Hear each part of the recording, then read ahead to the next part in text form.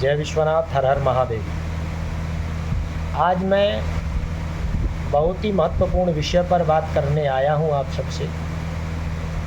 छोटी सी बुद्धि है, उस बुद्धि में जो प्रश्न कूद रहे थे वो सोचा कि आप सबके साथ साझा किए जाएं। जैसा कि आपको पता है, वर्तमान समय में गुरु और शुक्र दो ग्रहों का अस्त है। अस्त ग्रहों के समय में शुभ कर्म शास्त्रों में निषेध बताए हैं। इस समय में शुभ कर्मों को करना निषेध है। शुभ मतलब मांगलिक कृत्य, मंगल कृत्य, जैसे कि विवाह, यज्ञ, गृह प्रवेश, व्रतबंधन, तीर्थयात्रा आदि आदि। पंचांग में स्पष्ट और शास्त्रों में भी इसका स्पष्ट वर्णन है कि गुरु शुक्र मलमास आदि में ऐसी अवस्था में ये कार्य नहीं होना चाहिए। जैसे कि ब्रह्म पुराण में कहा गया है, यदा रवेर मंडल मेति काव्यो विनष्ट तेजा गुरुमप्यथैवम कालस्य दीक्षा व्रत तीर्थ यात्रा यज्ञोत्सवानाम च विनाश कृतस्य। मतलब कि गुरु शुक्र के अस्त काल में यज्ञ, तीर्थयात्रा, दीक्षा, व्रतबंध ये सब कार्य निंदनीय हैं, मतलब विनाशकृत हैं। आगे निर्णय सिंधु का जो एक श्लोक है आपके सामने रखता हूँ। वापी कूप तड़ाग यज्ञ गमनम देव प्रतिष्ठा व्रतम विद्या मंदिर कर्ण वेद नहमी दुर्गा वनम सेवनम तीर्थे स्नान विवाह शांति हवनम मंत्राग्नि देवेक्षणम दूरे नैव जिजी विषु परिहरई दस्तम गतेर भार्गवे। अर्थात वापी कूप तालाब यज्ञ यात्रा देवादि प्रतिष्ठा व्रतों का उद्यापन विद्यारंभ मंदिरों का निर्माण कर्णवेद भूमि आदि पूजन तीर्थयात्रा विवाह शांति पुष्टि कर्म हवन यज्ञ इत्यादि ये सब कार्य गुरु शुक्र के अस्त में वर्जित हैं। इसके बाद भी मुझे ये समझ नहीं आता, स्पष्ट ये सब शास्त्र निर्देश कर रहे हैं, या मैं मूर्ख हूँ मुझे ये भी पता नहीं, क्योंकि मैं वही कह रहा हूँ जो शास्त्रों में लिखा है। और जब शास्त्र उस चीज़ की निंदा कर रहे हैं, उसकी आज्ञा नहीं दे रहे हैं, तो हम कौन होते हैं उस कर्म को करने वाले। आज से 4-5 दिन पहले भी मैंने एक पोस्ट डाली थी, इस विषय में मैंने विद्वानों से पूछा था, लेकिन किसी ने उस विषय पर मुझे कोई उत्तर नहीं दिया। ऐसा क्यों है? मतलब धर्म के विरुद्ध आचरण आप कैसे कर सकते हैं? आप ब्राह्मण हैं ना, आप समाज के मार्गदर्शक हैं, समाज के आप मार्गदर्शक हैं, और मार्गदर्शक ही यदि गलत कार्य करता है तो कितना निंदनीय है, कितना निंदनीय है। मैं वही बात आपसे कह रहा हूं जो मैंने पढ़ी है ग्रंथों में। मैं अनर्गल कोई शब्द ऐसा नहीं कह रहा जो कहीं अपने मन मतंग होके कुछ भी मैं कह रहा हूँ, नहीं। ब्रह्म वैवर्त पुराण में ये लिखा है, निर्णय सिंधु में है, मूर्त चिंतामणि के श्लोक में है, नक्षत्र प्रकरण में, आप ये देख लीजिए। मतलब हद हो गई, हद की पराकाष्ठाएं पार हो गई, और यदि कहते हैं किसी से तो उसको बुरा लगता है। मतलब यजमान, यज्ञादि में जो बैठने वाले यजमान होते हैं, उन लोगों को ज्ञान नहीं है उस विषय का, ठीक है, लेकिन आप ब्राह्मण हैं, आपने शास्त्रों को पढ़ा है, आपको ज्ञान है। साधु महात्मा जो 1008 अपने नाम के आगे लगा रहे हैं, उन लोगों को भी ज्ञान नहीं है, उनको भी इस विषय का ज्ञान नहीं है। लेकिन जो यज्ञ का आचार्य होता है या ब्राह्मण जो कर्मकांड इत्यादि कर रहे हैं, आज मैं जिस क्षेत्र में निवास करता हूँ उस क्षेत्र में तमाम जगहों पर देख लीजिए, पूर्व पश्चिम उत्तर दक्षिण हर जगहों पर यज्ञ हो रहे हैं। क्या ये ठीक है? यदि सही है तो फिर ये शास्त्रों के प्रमाण गलत है, फिर शास्त्रों को बांध के रख देना चाहिए। मैं विद्वान लोगों से प्रश्न रख रहा हूँ, क्या मैं गलत विषय पर आप लोगों से बात कर रहा हूँ? वर्तमान में गुरु शुक्र का अस्त है, उसके बाद भी इतना विशेष यज्ञ से बड़ा कोई मित्र नहीं, यज्ञ से बड़ा कोई शत्रु नहीं, ये सब लोग जान रहे हैं, सब समझ रहे हैं। यज्ञो वही विष्णु, साक्षात नारायण यज्ञ का स्वरूप है। यज्ञ कोई भी हो, विष्णु यज्ञ हो, राम यज्ञ हो, शिव यज्ञ हो, चंडी यज्ञ हो, कोई भी हो, यज्ञो वही विष्णु, यज्ञ ही विष्णु का स्वरूप है, साक्षात विष्णु ही यज्ञ है। और ऐसे अनर्गल कार्य हो रहे हैं। या तो मैं मूर्ख हूँ, ये जो पुस्तकों को पढ़ रहा हूँ, इनमें देख रहा हूँ, मैं भी कर सकता हूँ। मुझे भी इस वर्ष कई यज्ञों के आचार्यत्व का निमंत्रण प्राप्त हुआ, लेकिन नहीं किया। क्यों?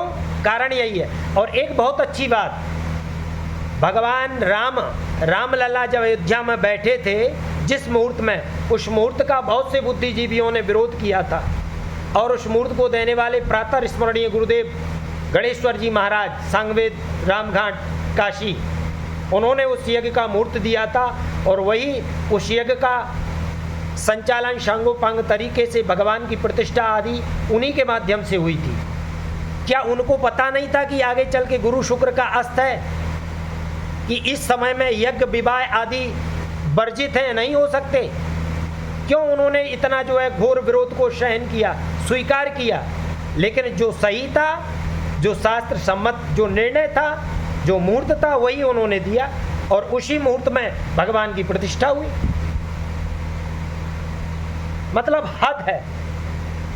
हम लोग समाज के मार्गदर्शक हैं, ब्राह्मण, और ब्राह्मण ही गलत कर्म करे, गलत दिशा में लोगों को ले जाए, तो कहाँ तक इस प्रकृति का कल्याण होगा? यज्ञ से ही ना प्रकृति फलती फूलती है, कृषि इत्यादि। हमारा देश कृषि प्रधान देश है ना, भारत कृषि प्रधान देश है ना। सोचने और समझने की बात है। मैं किसी का विरोध नहीं कर रहा हूँ, मैं उस गलत पद्धति का विरोध कर रहा हूँ जो आजकल समाज में फैल गई है और समाज को विकृत कर रही है, विकृत करने में लगी हुई है। हमेशा मैं विरोध करता हूँ और आगे भी मैं विरोध करता रहूँगा। लेकिन विद्वानों से मेरी करबद्ध निवेदन है, हाथ जोड़कर प्रार्थना है कि यदि कहीं कुछ ऐसा कार्य हो रहा है जिसकी आज्ञा हमें शास्त्र नहीं देता और हम करते हैं, तो आप लोग आवाज़ उठाइए, क्योंकि आप अपने अपने नाम के आगे धर्माचार्य लिख के रखे हैं। आप बहुत बड़े धर्म के ज्ञाता हैं और आप इन अनर्गल कृत्यों को रोकेंगे नहीं तो गलत है। मेरा उद्देश्य किसी को दुखी करने का नहीं है, लेकिन आपके एक गलत निर्णय से, गलत मुहूर्त से इस प्रकृति का विनाश हो रहा है। गलत मुहूर्त में, गलत समय में, आज जब शुक्र और गुरु अस्त हैं, दैव योग से जिस दिन आपको अरणि मंथन अग्नि स्थापन करना है, ग्रह मुख आहुति करना है, उस दिन गुरु के ग्रह में, गुरु के मुख में अग्नि जा रही है, आहुति जा रही है, और गुरु सो रहा है। तो सोते हुए व्यक्ति को आप भोजन कराएंगे, वो पाएगा क्या? वो आहुति कहाँ जाएगी? वही ना, ये उपद्रव बन के जो है जनमानस, जड़ चेतन सबको हानि पहुंचाएगी ना। महात्माओं को ज्ञान नहीं है कि यज्ञ क्या है, यज्ञ का मुहूर्त क्या है, उनको नहीं है पता। उन्हें सिर्फ ये देखना है कि कौन कर रहा है, कौन कराना जानता है। आजकल समाज में लोग घूम रहे हैं, धोती पहन ली, टीका चंदन लगा लिया और बस निकल गए अपना। कहीं कुछ गुरुओं के सानिध्य में कुछ रहे नहीं, पढ़ा लिखा है नहीं। 4 दिन पहले जो है चाय की होटल पे काम करते थे, आज यज्ञ का आचार्यत्व कर रहे हैं। 4 दिन पहले कपड़े की दुकान पे काम करते थे, आज महामृत्युंजय मंत्र का जप कर रहे हैं। मैं ब्राह्मण विरोधी नहीं हूँ, ना ही मैं ब्राह्मणों का विरोध करता हूँ, मैं सिर्फ उस गलत पद्धति का विरोध कर रहा हूँ जो आज समाज में चल रही है। और सभी से मेरा करबद्ध निवेदन है, प्रार्थना है, यदि मैं गलत हूँ तो आप मुझको मार्गदर्शन दीजिए, लेकिन जो शास्त्र में लिखा है वो ही मैंने आपको बताया है। बस मेरा खून खोल जाता है जहाँ मैं गलत, शास्त्र विरुद्ध गलत आचरण से जहाँ लोग कार्य करते हैं वहाँ मुझे तकलीफ होती है, कष्ट होता है। उतनी बुद्धि नहीं है, मूर्ख हूँ, लेकिन जो गुरु प्रदत्त, गुरु की कृपा से जितना प्राप्त हुआ है, मैं वहाँ देख लेता हूँ गलत, वहाँ रोक नहीं पाता अपने आप को। पिछले 10 दिन से मेरे अंदर एक ज्वालामुखी सब धधक रहा है कि कहाँ लोग ये सब गलत कृत्य कर रहे हैं और कोई रोकने वाला नहीं है। क्या क्षेत्र में विद्वान नहीं है, पढ़े लिखे लोग नहीं है? पढ़े लिखे लोगों की कमी है क्या यहाँ? विद्या की भूमि, विद्या का गढ़ है भारत हमारा सनातन। एक से एक विद्वान लोग इस क्षेत्र में बैठे हुए हैं, लेकिन सब आंख बंद करके बैठे हैं, कोई नहीं बोलता। मेरे ऊंचे शब्दों को आप अन्यथा ना लीजिएगा, लेकिन ये मेरे अंदर का कष्ट है, पीड़ा है मेरी, जो ऊंचे स्वर में निकल रही है। मेरा आप सबसे निवेदन है, या तो ऐसा कोई मुझे प्रमाण दीजिए कि गुरु शुक्र के अस्त में आप यज्ञ, विवाह, देवादि प्रतिष्ठा, इस तरह के जो बड़े कृत्य हैं आप कर सकते हैं। ऐसी आज्ञा यदि कोई शास्त्र देता है तो आप मुझको प्रमाण दीजिए। मैं अपने शब्दों को वापस लूँगा और क्षमा मांगूंगा आप सबसे। लेकिन यदि ऐसा कोई प्रमाण नहीं है तो आप ब्रह्म वैवर्त पुराण देखिए, और भी कई ग्रंथ हैं। मेरे पास तो ग्रंथ भले पड़े हैं गुरु कृपा से, बाबा विश्वनाथ के आशीर्वाद से। एक से एक ग्रंथ है, जो मांगेगा मैं उसको प्रमाण दे दूंगा। और मेरे गुरु भाई, गुरु लोग काशी में सब विराजमान हैं, एक फ़ोन करूंगा प्रमाणों की लाइन लग जाएगी। लेकिन फिर भी आप सबके पास यदि कोई इस प्रकार का कोई प्रमाण है कि गुरु शुक्र के अस्त में भी आप देवादि प्रतिष्ठा, यज्ञ, विवाह इत्यादि करा सकते हैं, तो आप कृपया मुझे जरूर दीजिएगा, जिससे कि उस प्रमाण को पढ़ के मेरे दुखी हृदय को शांति प्राप्त हो। और आप इस वीडियो को देखकर अपना मंतव्य अवश्य दीजिएगा। जय विश्वनाथ, हर हर महादेव।